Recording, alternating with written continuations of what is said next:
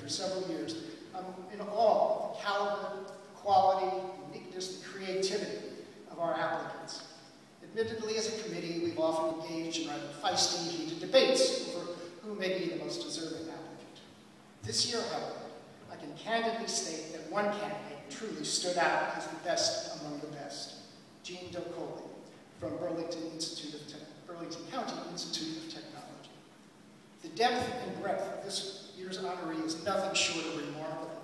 Here is a young woman who can seamlessly slide from teaching world history and anthropology to being a soccer coach, from someone serving as a supervisor and a field archaeologist for 2 summers on a dig in Jordan to capturing and tagging vultures in Mongolia, from being a guest lecturer on the topic of daily life in ancient times at an NEH Institute at Andrews University in Michigan, to participating in the Dar al-Islam Institute in New Mexico, from participating in a reef survey in the Bahamas, to working on an expedition studying rock art in the canyons of Utah. Yes, just another day at the office. Just one more of those incompetent teachers who does a disservice to our students.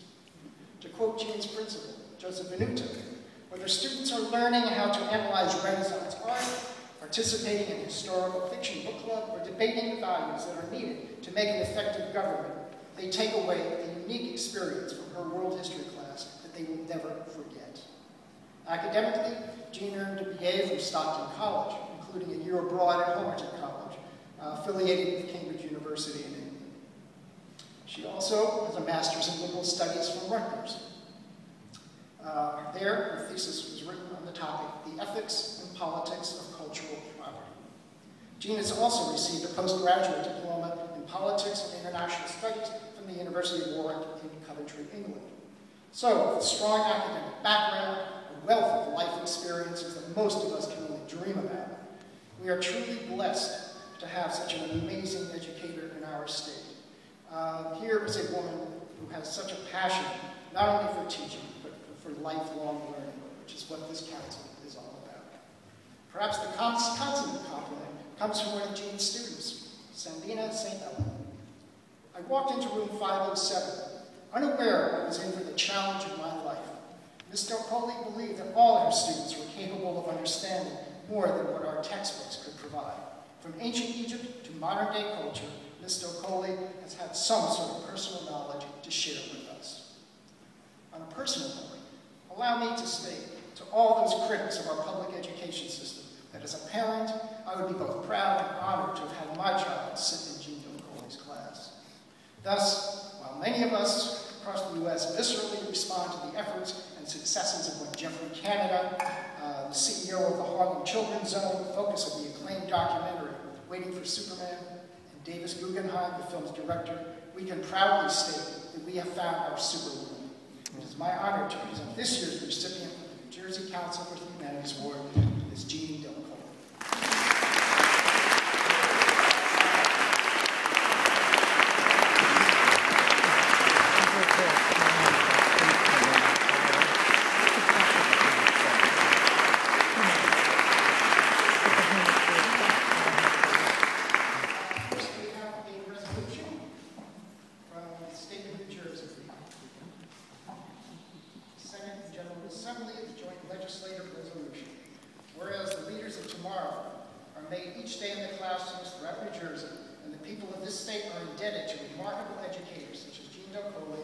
Unselfishly shared their love of learning with their students to ensure a bright future filled with hope and promise. Now, therefore, be it resolved by the Senate and General Assembly of the State of New Jersey that this legislature hereby expresses and records its gratitude and appreciation to Jean Del Colli, the New Jersey Council for the Humanities 2010 Teacher of the Year, for her unparalleled and tireless efforts in the humanities education.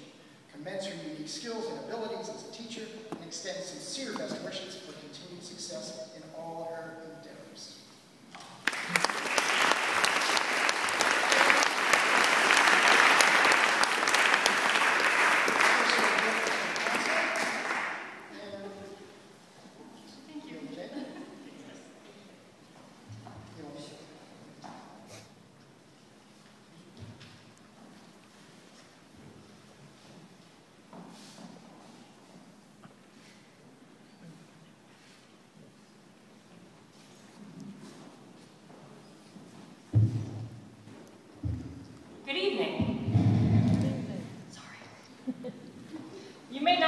by looking at me, but when I was in high school, I wanted to be Indiana Jones.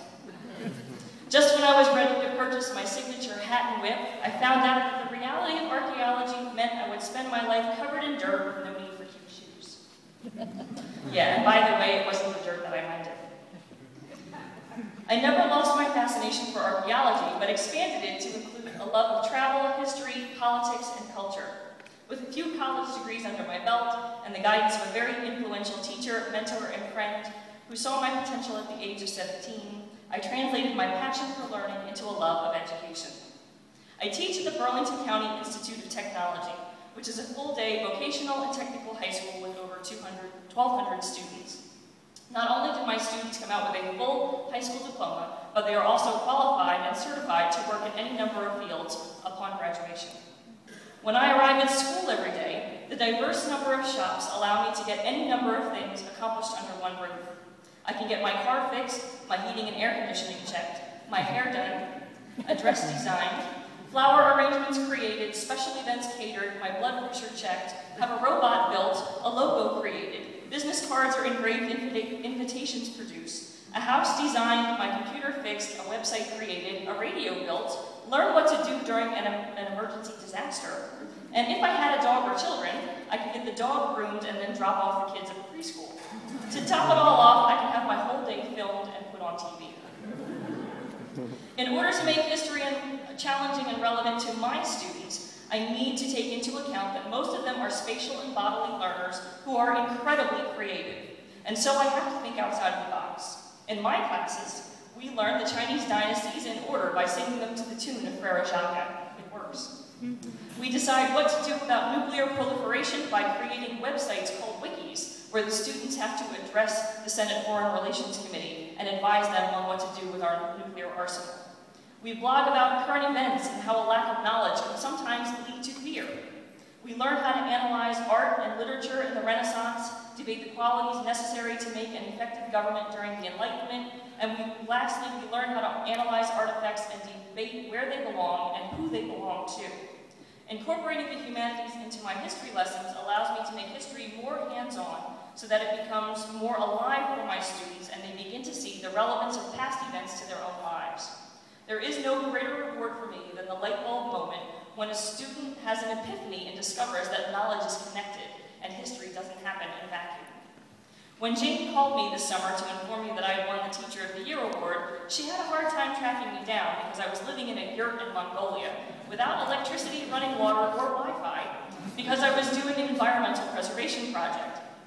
While roughing it like this may seem unusual for a girl who likes cute shoes, I can assure you that this was not the first time I've gone halfway around the world for an educational adventure, and it will probably not be the last. The great thing about the humanities is that whether I travel to China and Mongolia, Jordan, or Europe, the humanities allow me to incorporate the knowledge I've gained on my trips directly into my classroom. Having first-hand knowledge of different places and cultures allows me to dispel stereotypes and bring the enthusiasm that I have for learning back to my students. Since I come from the same town as many of them, my students look to me as a role model, and once they see what I've done with my life, they believe that it's possible for them to achieve their dreams. I would like to say thank you to the New Jersey Council for the Humanities for recognizing educators who think outside the box and use the humanities to provide the connections that make history meaningful and relevant to today's students. The humanities provide a way to pull back the curtains of history and take a look at the world outside. Thank you very much.